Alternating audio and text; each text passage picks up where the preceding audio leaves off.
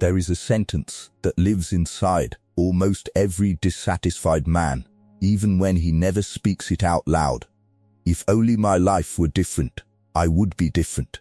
It is one of the most seductive lies a man can carry. It sounds like ambition. It sounds like hope. It sounds like the beginning of a plan. And because it sounds like all those good things, he rarely interrogates it. He treats it as a guiding star instead of as the convenient escape route it actually is. He spends years following it. New city, new job, new girl, new circle, new look, new identity package wrapped in better aesthetics. Each shift accompanied by the quiet expectation that this, finally, will be the change that flips the inner switch and produces the version of him he has been waiting for. It never produces him. It produces a slightly different scenery for the same internal man. A man can sense this even before he can explain it. There is a strange disappointment that arrives a few weeks into every reinvention. The novelty thins. The new room becomes a room. The new partner becomes a person. The new job becomes another job. The new city stops smelling new. And in the quiet hour, after the excitement fades, he meets the familiar weight inside him again. The same fear, the same over-explaining, the same hunger for approval, the same tendency to overgive, overreact, overthink, the same private collapse at the same private hour of the night, the same emptiness he was sure he had outrun by changing the surface. That moment is one of the most important moments of a man's life, and almost no one teaches him how to read it. He usually reads it wrong. He decides the new life was not the right new life. He starts shopping for the next one, the next city, the next career, the next partner, the next reinvention. He spends his 20s chasing this, then his 30s, then his 40s. He builds an entire life around the rhythm of leaving one situation in favor of the imagined relief of the next. He calls this restlessness. He calls it ambition. He calls it growth. He does not call it what it actually is, because what it actually is uncomfortable.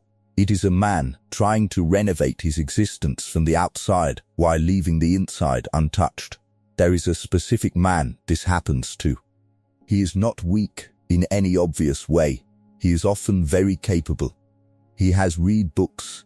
He has self-awareness. He has watched the videos. He has frameworks. He is articulate about masculinity, discipline, psychology, frame, sovereignty, dark patterns, every term in the modern vocabulary. He can describe in detail the kind of man he wants to become. And yet, year after year, the description does not transfer into the body. He is still the same man behind the language. The vocabulary is updated. The structure has not. This is the trap. Most men do not understand that there is a difference between updating their language and updating their identity. Language is fast. Identity is slow. Language can be borrowed from anyone. Identity can only be built by you. Language can describe a man you have not become. Identity is the man you actually are, when nobody is around to perform for. The fantasy of a new life is so attractive because it does not require this slower, deeper work. It allows a man to feel like he is becoming someone else by changing his surroundings. It feels productive. It feels brave. It even feels masculine. But underneath, it is often the most sophisticated form of avoidance available to him. He is avoiding the only project that actually changes a life, the long, unglamorous construction of a stronger internal self. You do not need a new life. The new life is a distraction. What you need is a stronger version of the man inside the life you already have. If that sentence lands somewhere uncomfortable in your chest, right build, because the men who finally hear this stop spending their decades sprinting from one room to another and finally start doing the work that produces a self the room cannot diminish. The word identity has been worn thin by overuse, so it is worth slowing down and looking at what it actually means at the structural level. Identity is not your job. It is not your city, your accent, your nationality, your style. your tribe, your label, your bio, your aesthetic, your hobbies, your relationship status, or your social media presentation. All of those are decorations. They sit on top of identity. They are read by other people. They are useful for navigation. They are not the thing itself. Identity, in the way that actually governs a man's behavior, is the inner constitution from which his actions are generated. It is the unwritten rule book he obeys when no one is watching. It is the silent answer his nervous system gives, almost automatically, to the question, what kind of man am I in this situation? It is the script underneath his impulses, the law underneath his reactions, the verdict underneath his self-talk. It is what determines whether he gets up at 6 even when his body resists, or whether he stays in bed and calls it self-care. It is what determines whether he can sit across from disrespect without foldom, or whether he immediately moves to soothe the discomfort with appeasement. It is what determines whether his word means something, or whether his word is a polite suggestion he is willing to revise under pressure. A man's identity is not what he says he is. It is what he repeatedly does, especially when conditions are not optimal, especially when no one is watching, especially when no reward is visible, especially when relief is available, and he could, with full social permission, take the easier road. This distinction is one of the most underrated truths in masculine development. Two men with almost identical lives, same income, same age, same city, same education, same opportunities, can produce two completely different trajectories. The visible facts of their lives are nearly identical. The structures inside them are radically different. One has an identity that says, I do not break the promises I make to myself. The other has an identity that says, I will keep my word as long as it is convenient. Over 20 years, those two sentences produce two completely different men, even if their resumes still look superficially similar at a glance. This is also why motivation is so unreliable as a long-term strategy. Motivation is weather. Identity is climate. A man with only motivation acts well when the weather inside him is good. He is sharp on Mondays. He is broken by Wednesdays. He is heroic in January and indifferent by April. His behavior is governed by his current mood, his current circumstances, his current emotional supply. He is a sailboat with no keel. The wind decides what he does. When the wind dies, so does he. A man with identity acts in line with who he is regardless of the weather. He trains when he does not feel like training. He keeps his word when keeping it is inconvenient. He maintains his standard when the standard is unrewarded. He does not need the day to feel right in order to do the right thing. The doing is not a function of his feelings. It is a function of his definition of himself. He no longer asks, do I feel like it? He asks, what does the man I am required to be in this situation actually do here? Then he does that thing, almost without theatrics. This is why some men seem to operate from a different operating system. They have spent years building an internal definition of themselves that is strong enough to override mood. They have built a man who is no longer permanently up for renegotiation every time something hard arrives. And this is also why so much surface self-improvement fails to change anything in a man. He can collect a stack of habits. He can install a morning routine. He can buy the new program, the new course, the new system. None of it will hold if the identity beneath it is still the identity of a man who folds under pressure, abandons his routines when motivation thins, and reorganizes his standards around the moods of the people in front of him. The habits will be tried, performed, and then dropped, because the engine underneath does not actually believe in them. Identity is the engine. Everything else is the body of the car. You can put a new paint job on the same engine, and you will get the same drive. The first step in building a different life is accepting that you are not building a different life. You are building a different driver. Beneath every choice a man makes, there is an engine. That engine is identity. It runs continuously, automatically, almost invisibly. He is rarely aware of it because it operates below the surface of his conscious thought. It does not announce itself. It does not present a menu. It just produces decisions that match its specifications. If the engine is built around fear of disapproval, his decisions will keep optimizing for approval, even when he tells himself he does not care what people think. If the engine is built around scarcity, his decisions will keep optimizing for short-term grasping, even when he intellectually understands the value of long-term thinking. If the engine is built around being seen as good rather than being good, his decisions will keep optimizing for image, even when his life is quietly suffering for it. The mouth can say one thing, the engine produces another, and the engine always wins. This is why so many men feel like strangers to themselves. They keep making decisions they did not consciously choose. They keep going back to the woman they swore they would not go back to. Keep tolerating the friend they know is using them. Keep working the job they have outgrown. Keep avoiding the conversation they know needs to happen. Keep spending money they swore they would not spend. Keep apologizing for boundaries they had already promised themselves to keep. Each of these decisions, on the surface, looks like a separate failure.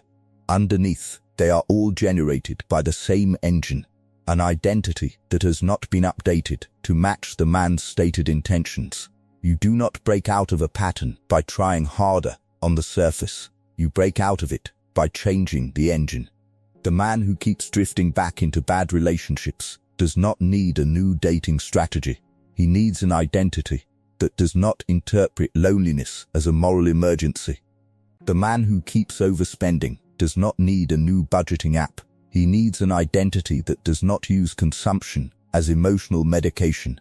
The man who keeps over-explaining himself does not need a script. He needs an identity that no longer believes his right to exist is contingent on being correctly understood at every moment. The man who keeps abandoning his discipline does not need a new program. He needs an identity that has stopped using motivation as the precondition for action. Notice the pattern. In every case, the technique is downstream of identity. You can change the technique 100 times and still produce the same outcomes if the engine underneath has not been replaced. The technique is not bad. It is simply not load-bearing. It cannot hold up the life you are trying to build, because the man holding it is still the man who could not hold the previous version. This is why so much modern self-help fails to produce real men. It is a flood of techniques aimed at people whose engines are still set to old defaults, stronger morning routines for nervous systems, still organized around chaos, stricter diets for identities, still organized around emotional eating. Sharper boundaries for men whose self-concept is still organized around the fear of being disliked. Better communication strategies for men whose inner architecture is still organized around the terror of disappointing people. The techniques are not lies. They are just downstream solutions trying to compensate for upstream defects. There is a man who has read 50 self-help books and is, structurally, still the same man he was a decade ago. He knows the right words. He can recite the frameworks. He can talk about discipline, sovereignty, polarity, frame control, dark psychology. But his life keeps producing the same outcomes year after year.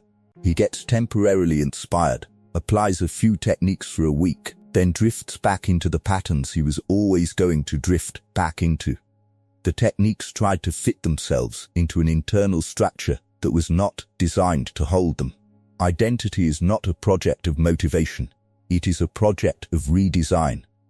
You have to go down to the engine level and rewrite, slowly and deliberately, what kind of man this thing is producing, what standards it operates under, what it interprets pain as, what it interprets discomfort as, what it allows, what it refuses, what it tolerates, what it punishes. The redesign is unglamorous, mostly invisible, and almost never instant. But it is the only intervention that actually rewires a man's life over the long arc. The fastest path to a stronger life is not a new set of circumstances. It is a stronger man underneath the existing circumstances.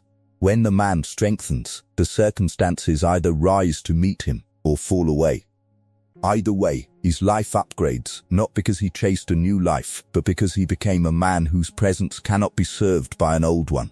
Most men are walking around inside an identity they never consciously authored. It was installed. It was installed early, by people who themselves had inherited theirs, parents who were doing the best they could with the tools they had, teachers who were repeating what they had been taught, peers who were enforcing the unwritten code of their small social ecosystem, a culture that had a vested interest in producing certain kinds of men because those kinds were easier to govern, to sell to predict, to use. Every one of those forces deposited something into the man's self-concept long before he was old enough to interrogate any of it. By the time he became an adult, he had a fully operational identity that he did not design. He thinks he is choosing his preferences, his ambitions, his fears, his standards.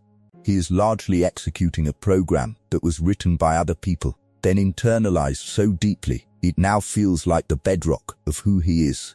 This is why so many men feel a strange dissonance in their lives. A part of them is living something that does not quite belong to them. They are in jobs they took because someone respectable would approve of them. They are in relationships they fell into because they did not want to disappoint someone. They live in cities they stayed in because leaving felt selfish. They keep friendships that have long since gone stale because cutting them would feel cruel. They hold opinions they have not actually examined. They follow paths that other men, sometimes long-dead men, set out for them. If you ask such a man what he wants, deeply, he will hesitate. Not because the question is hard, but because he has spent years confusing what he was supposed to want with what he actually wants. The two have grown so entangled that he can no longer separate the original signal from the inherited static. This is the quiet violence of an unexamined identity. It does not look violent. It looks like a normal, respectable, productive life. It looks like a man doing the right things. But underneath, it is a man whose definition of himself was given to him, not built by him. He is running someone else's code on his own hardware, and every time his life produces an outcome he does not like, he assumes the problem is the circumstances, when often the problem is the underlying program quietly making his decisions for him. At some point, in some quiet stretch of his life, the man has to sit down and start auditing his own programming. Whose voice is in my head when I am too afraid to act? Whose definition of success have I been chasing? Whose disappointment am I most terrified of? And is that fear even rational at this point in my life? What rules do I follow, whose authors I cannot name? What kind of man would I be if my parents, my culture, my peers, my circumstances, my history, were not silently voting in my head every time I made a decision? Most men avoid these questions for years, sometimes for life. They are uncomfortable. They threaten the architecture that took decades to install. They feel ungrateful, disloyal, almost blasphemous. They feel like a betrayal of the people who shaped him. But there is no real masculine adulthood without this audit. A man cannot author his life from inside someone else's script. He cannot build a strong identity on top of borrowed instructions. At some point, he has to take the inheritance, examine it, keep what is useful, and discard what was never his to begin with. Not in anger, not in rebellion, just in clarity, just in adult sovereignty. That clarity changes things. He realizes some of his ambitions were never really his ambitions. They were emotional offerings to people whose approval he was secretly trying to buy. He realizes some of his fears were never really his fears. They were inherited anxieties absorbed from people who never resolved them inside themselves. He realizes some of his definitions of manhood were not even consistent. They were a collage of conflicting messages glued together by experience. And he realizes that he has the right, and now finally, the responsibility, to write a new definition of himself that is consistent with who he actually wants to be. This is not a small undertaking. It is the central work of becoming a real man instead of an inherited one.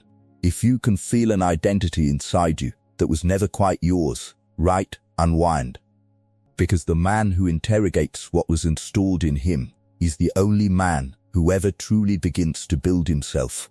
You cannot redesign an identity you have not first seen clearly. Most men do not see themselves clearly. They see a blur of who they aspire to be, who they fear being, who they pretend to be in public, who they collapse into in private. These versions are tangled. They contradict each other. They cover each other. The result is a man who is, internally, slightly confused about who he actually is at any given moment. The first hard step in building a stronger identity is dropping the costumes long enough to see the man underneath them. This requires a kind of brutal honesty most people are not willing to extend to themselves. It is not the dramatic, self-loathing kind. That is often just another performance. It is colder than that. It is the calm, almost clinical willingness to look at what is actually there without softening it, without exaggerating it, without using it as fuel for self-pity or self-flagellation. Just looking, what do my actions over the last 12 months actually say about what I value? What do my evenings actually say about what I worship? What do my reactions to disrespect actually say about my relationship with myself? What do my financial habits actually say about my belief in my own future? What do my closest relationships actually say about my standards? What do my private compromises actually say about the gap between who I claim to be and who I really am? Most men cannot tolerate this kind of looking for more than a few minutes at a time. The discomfort is too acute. The dissonance is too painful. Because the truth, when seen clearly, is rarely what the public version of himself would prefer. The truth says he is, in some ways, weaker than he tells himself. In some ways, more cowardly than he wants to be. In some ways, more dependent than his vocabulary admits. In some ways, more average than his ambitions imply. In some ways, more avoidant than his self-image accepts. This is brutal. It is also liberating. Because once a man can see what he actually is, he can begin to redesign it. As long as he is hiding from it, redesign is impossible. He is not redesigning the man, he is only managing the costume. And costumes do not change lives.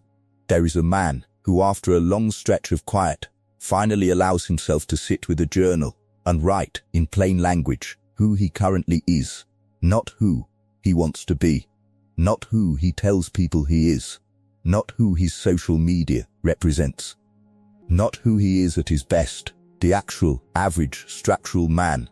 He writes about his real diet, not his ideal one, his real schedule, not his ideal one, his real reactions, not his curated ones, his real fears, his real avoidances, his real compromises. The list is long, it is uncomfortable. There is no audience to perform for, there is no advantage to lying. So he tells himself the truth. By the end, he has something he has not had in a long time. A map, not a map of where he wants to go, a map of where he actually is. You cannot get anywhere without that map. Every man trying to upgrade his life from a false map is, by definition, going to keep getting lost. He will keep making decisions appropriate for the man he imagines he is, while the consequences land on the man he actually is. That dissonance is exhausting. It is also why he keeps repeating patterns. He is solving for an imaginary version of himself, while the real one keeps showing up to live with the results. The new identity is built on top of the honest map, not the flattering one. This is why so many real transformations begin in moments that look, from the outside, like crisis. The man has, finally, been forced to admit something about himself that he had long avoided. The illusions are no longer affordable. The previous map has stopped working. He is left, sometimes for the first time, with the actual man. And the actual man, while painful to meet, is the only one capable of beginning the next chapter. There is a strange relief in this kind of seeing. For all its discomfort, it is the first honest thing in a long time. The pretending was costing more than he realized. The energy required to keep up the public version, the curated version, the version he showed his mother, the version he showed his friends, the version he showed his colleagues, the version he showed himself in moments of weakness, all of it was a constant low drain. Once the costumes drop, the energy that was being spent maintaining them returns. He has more available bandwidth for actual construction. You do not need a new life. You need to stop running from this one long enough to see the man inside it. Once you see him, you can begin to build him. Once a man can see who he currently is, the next question is who he wants to become. Not in vague slogans, not in aspirational vocabulary, not in the language of motivational reels, in specifics, in particulars, in structure. He has to define, in his own words, the man he is becoming, with enough precision that his daily decisions can be measured against the definition. This man is precise in speech. This man does not explain himself unless explanation serves a purpose. This man does not break the promises he makes to himself. This man holds his standards even when the standard costs him in the short term. This man does not flinch in the face of disrespect. This man does not abandon his discipline when his mood changes. This man does not ask the world to lower its demands. He raises his capacity to meet them. This man is warm when warmth is warranted and cold when coldness is required. This man does not perform power. He simply behaves like a man who has it. These are not slogans. They are blueprints. They are construction documents for a self that does not yet fully exist. Every one of them needs to be specific to the man writing it, calibrated to his actual life, his actual values, his actual context. The point is not to copy someone else's definition. The point is to author a definition specific enough that he can act on it. Most men have never done this exercise. They have a vague sense that they want to be a better version of themselves, which is so soft it is operationally useless. Better in what way? Stronger in what way? More disciplined in what way? More dangerous in what way? More respected in what way? The vagueness keeps them safe, because vague identities cannot be tested or failed, but they also cannot be built. Construction requires specifications. A man with a specific identity has a target. Every decision becomes a test. Does this choice align with the man I am required to be? The test is fast. It is binary. It does not negotiate. It does not interpret. It just compares. And over time, by repeatedly choosing in alignment with the target, the identity becomes real. Behavior calcifies into character. Character calcifies into structure. Structure becomes the new normal. There is a man who, after years of drifting, finally sits down and writes a description of the man he is choosing to become. He keeps it short, maybe a page, maybe less. The description is not lofty, it is practical. This man trains 5 days a week, regardless of mood. This man finishes the workday on his own terms, not anyone else's urgency. This man does not text women who left. This man does not chase friends who stopped reaching back. This man eats like someone who respects his future body. This man speaks in shorter, more deliberate sentences. This man no longer offers his attention as a free service. This man pays himself first. This man does not start things he has no intention of finishing. This man does not finish things he should never have started. The list is unglamorous. That is its strength. Each item is testable. Each item is measurable. Each item produces, when followed, a slightly stronger version of the structure he is trying to build. He starts living from the list rather than from his moods. The first few weeks are uncomfortable. The old identity keeps generating impulses that conflict with the new design. The old wiring keeps suggesting comfort, escape, validation, soothing. He keeps choosing the list anyway, not perfectly, just often enough that the new pattern starts to embed itself. After 3 months, the conflict reduces. After 6 months, the new pattern begins to feel more natural than the old one. After a year, the man writing the list has, in some real way, become the man on it. This is the architecture of a stronger self. It is not magic. It is not destiny. It is not a vision board with better fonts. It is the daily, deliberate, repeated process of acting in alignment with a definition you authored consciously, until the definition stops being aspirational and starts being structural. If you can feel something inside you, ready to be written down with that level of specificity, write design. Because the man who writes himself down with precision is the man who eventually walks into the world wearing that definition like a second skin. There is an old assumption baked into the way most men think about their lives. The assumption is that circumstances precede identity. That once the circumstances become favorable, the man can finally become who he is supposed to be. Once the income arrives, he will be more generous. Once the relationship is good, he will be more present. Once the body is in shape, he will be more confident. Once the success is real, he will be more disciplined. Once the schedule clears, he will train. Once the stress is gone, he will read. Once the room calms down, he will become the man he has been describing for years. The assumption is backwards. In reality, identity precedes circumstances. The structure of who a man is generates the kinds of circumstances his life can sustain. A weak identity cannot hold a strong life, even if it stumbles into one. A strong identity will rebuild a strong life, even if it starts from rubble.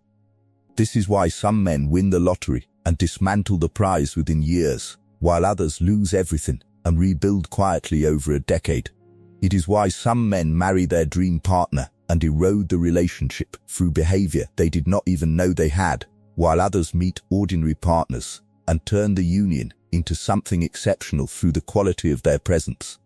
It is why some men get the great opportunity and squander it, because their identity was not yet equipped to hold it, while others get smaller opportunities and turn them into empires, because their identity was ready for more than the opportunity itself suggested. Life delivers what your identity can hold. Beyond that, it leaks out. This is hard for a man to accept, because it places the responsibility back inside him. He cannot blame the city, the parents, the partner, the timing, the system, the industry, the country. He has to accept that the structure inside him is what is metabolizing every circumstance into outcomes. Two men can stand in the same situation and walk away with completely different stories, because their internal structures will convert the same raw material into different finished products. This is not a denial of injustice. The world is not fair. Some men start with brutal disadvantages. Some men are dealt circumstances that would crush almost anyone. The point is not that circumstances do not matter. The point is that, within whatever range of circumstances a man is given, the variable that most consistently determines outcomes is the identity through which he processes them. A strong identity treats a setback as data. A weak identity treats it as fate. A strong identity treats humiliation as instruction. A weak identity treats it as confirmation of its smallness. A strong identity treats betrayal as a filtering event. A weak identity treats it as a verdict on its own worth. A strong identity treats abundance as a tool. A weak identity treats it as an excuse. A strong identity treats discomfort as a forge. A weak identity treats it as a threat. Same world, different conversions, different outcomes, different men. There is a man who has lost almost everything. The career is gone. The relationship is gone. The savings are nearly gone. The friends have receded. From outside, his life looks like collapse. He sits at his kitchen table in a small apartment, looking at a financial spreadsheet that does not add up, knowing that the next year is going to ask everything from him. And in that moment, he decides something the world does not yet see. He decides he is going to be a different kind of man inside this situation than he was in the comfortable years. He decides he is going to train, not because he feels strong, but because he is becoming someone who trains regardless. He decides he is going to keep his word, not because there is anyone left to impress, but because his word is becoming the thing he is rebuilding everything on. He decides he is going to stop performing for an absent audience and instead live for the quiet integrity of the man he is constructing brick by brick. 3 years later, his external life has changed dramatically. New work, new relationships, new stability, People who meet him assume he turned his life around when his circumstances changed. They have the order wrong. He turned his identity around first, in the worst circumstances, and his circumstances followed. This is the law: identity first, circumstances second. The man who tries to renovate his life from the outside in is the man who keeps wondering why nothing sticks. The man who renovates from the inside out almost always notices, eventually, that his life has become quietly different, in ways he never directly forced. You do not need a new life. You need a self that the next life cannot afford to deny. There is no real way to know how strong an identity is until it is tested. A man can talk about who he is for years and never know whether the words match the structure. Then pressure arrives, real pressure, not the small social pressure he is used to handling, and the man's actual identity is revealed in minutes. Pressure is the test. Disrespect is a test of identity. Does he hold the line, calmly, with measured force? Or does he either fold into appeasement or explode into defensive aggression? Their reaction is data about the underlying structure. Loss is a test of identity. Does he metabolize the loss without dissolving? Or does he collapse into despair, blame, and prolonged self-pity? Again, data. Temptation is a test of identity. Can he resist when no one would know he gave in? Or does the privacy of the situation become permission to abandon his standard? Boredom is a test of identity. Can he sit inside boredom without filling it with stimulation? Or does an unoccupied hour terrify him into reaching for distraction? Misunderstanding is a test of identity. Can he tolerate being misread without launching into the urgent project of correcting everyone's perception? Or does he need to be understood so badly that he over-explains, overshares, and over-invests in damage control? Money is a test of identity. Does his behavior with it match his stated values? Does it serve his vision or his appetite? Does it produce assets or distractions? Power is a test of identity. When he gains a little of it, over a team, over a partner, over a situation, does he wield it with restraint, or does it amplify whatever was unresolved inside him? These tests are constant. Life is in effect a continuous identity exam, and the average man does not realize how often he fails it, because he has confused passing it with feeling good in the moment. He does not see his daily reactions as evidence of structure. He sees them as one-off events. But they are not one-off. They are signals of the same underlying engine, repeated across context after context. A man who is committed to building a stronger identity learns to use these tests instead of merely reacting to them. He gets disrespected and, instead of fixating on the disrespect, he studies his own reaction. What did that reveal about my current structure? Where did I flinch? Where did I over-explain?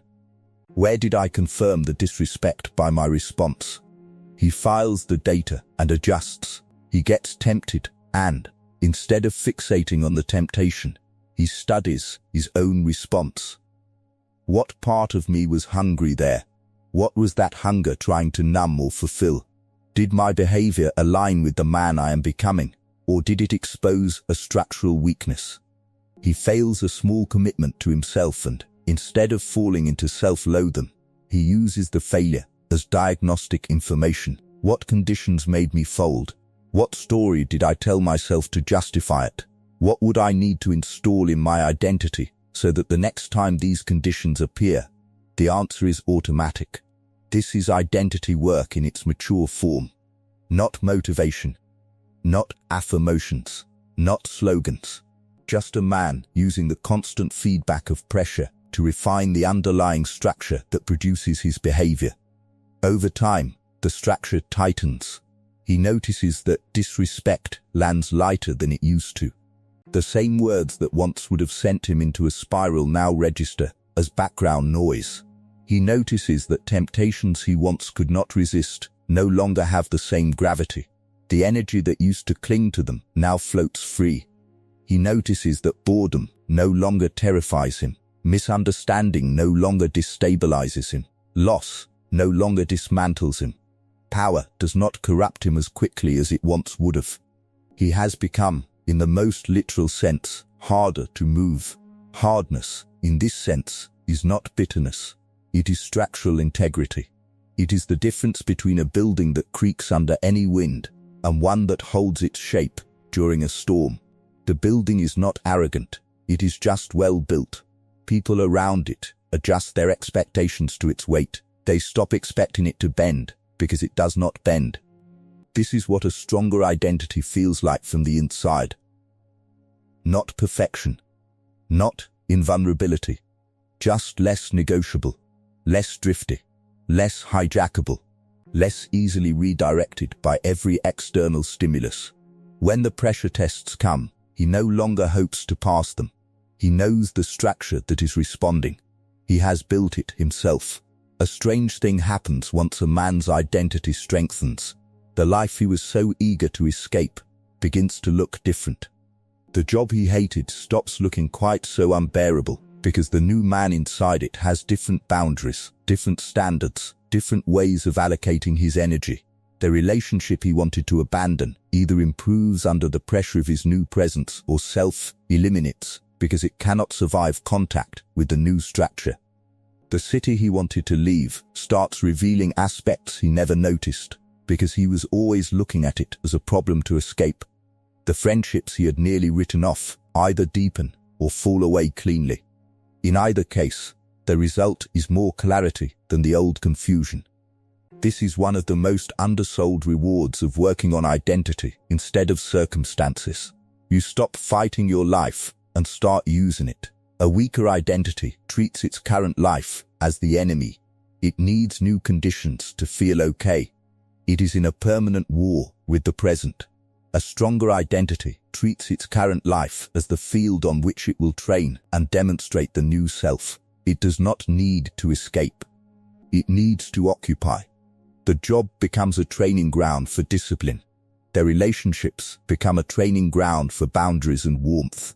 The city becomes a training ground for presence and observation. The financial situation becomes a training ground for strategy and patience. The body becomes a training ground for self-respect. Every domain becomes useful, not because it is ideal, but because it is real. There is a man who before his identity work had been planning to leave his city for 2 years. He had a list of grievances. The weather, the traffic, the dating scene, the professional ceiling, the friends who had not stayed sharp, the atmosphere that felt suffocating.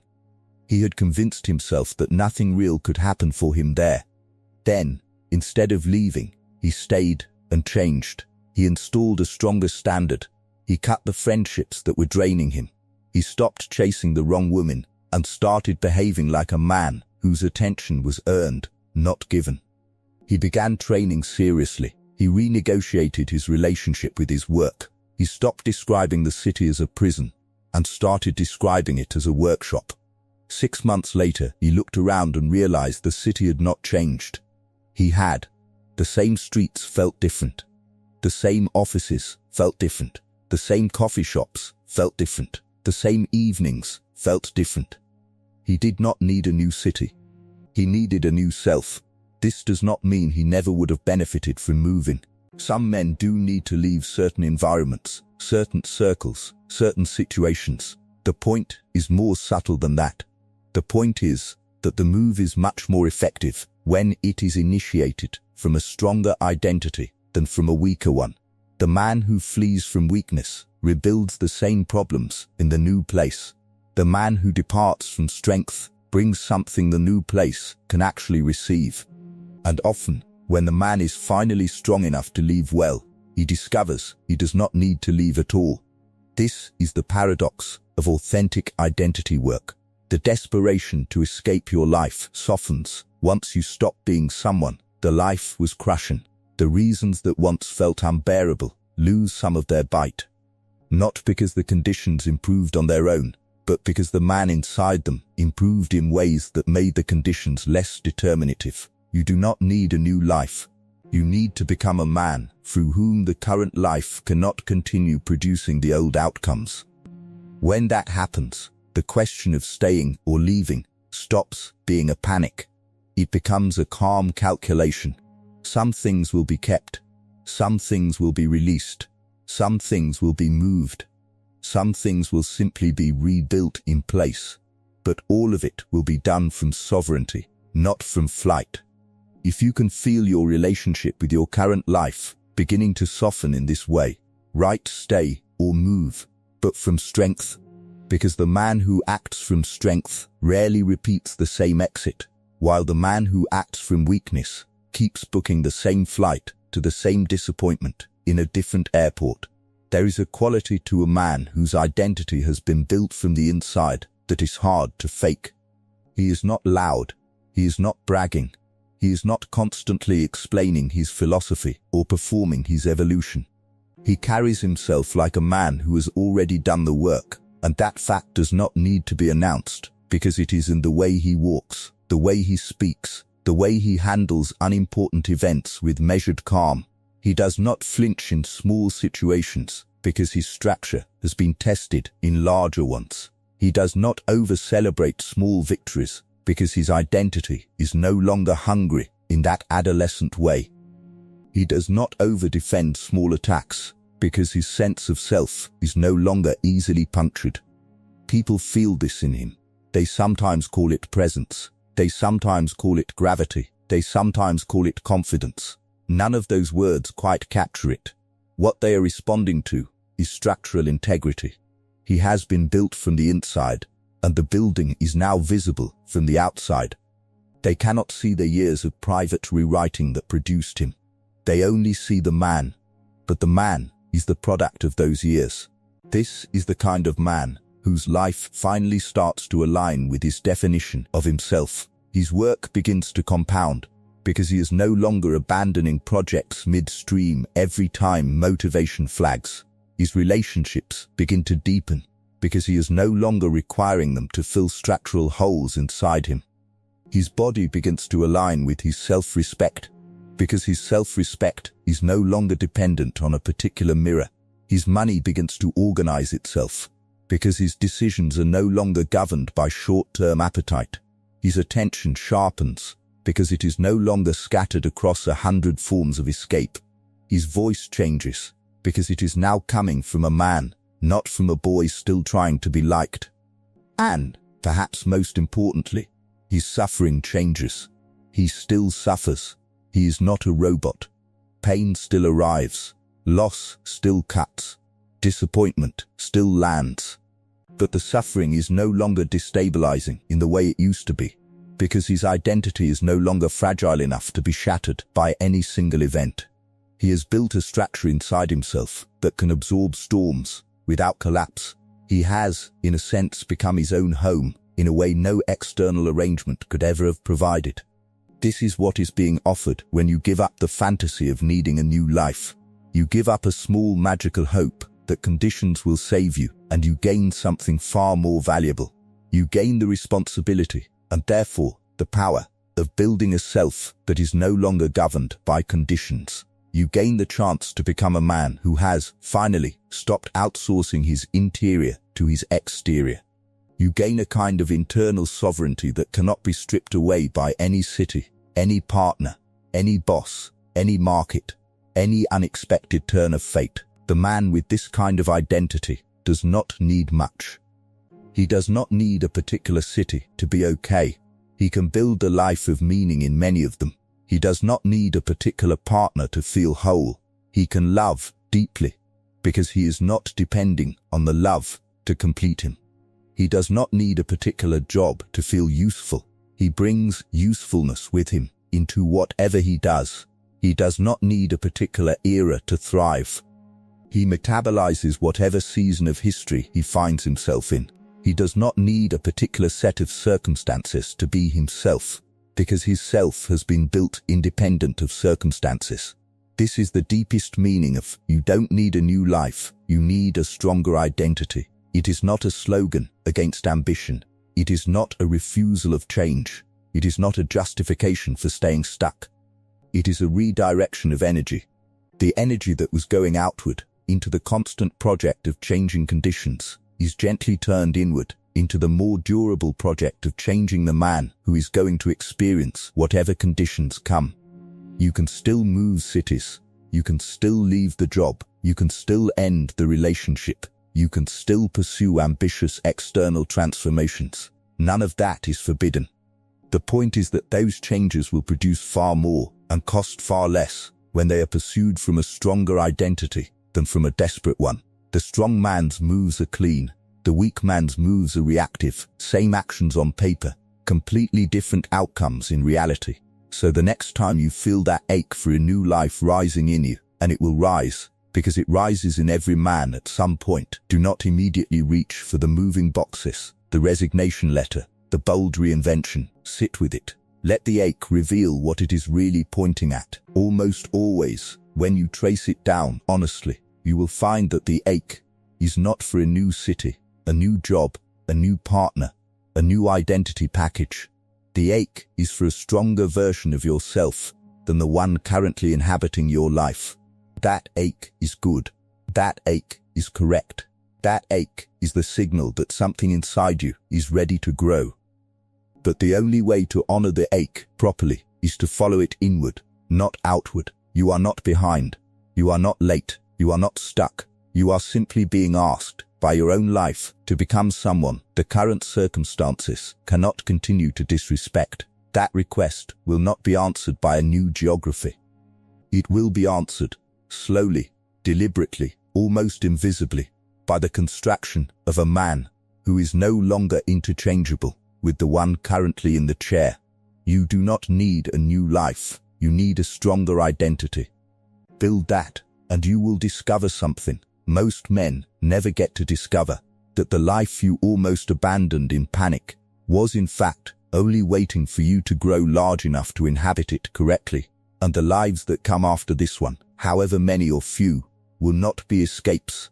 They will be expressions of a man who has finally stopped running from himself. If this monologue gave language to something you have been feeling but unable to name, leave a like. In the comments, tell me which section hit hardest. And subscribe if you want more monologues built for men who are done chasing new lives and are ready, at last, to build stronger selves inside the ones they already have.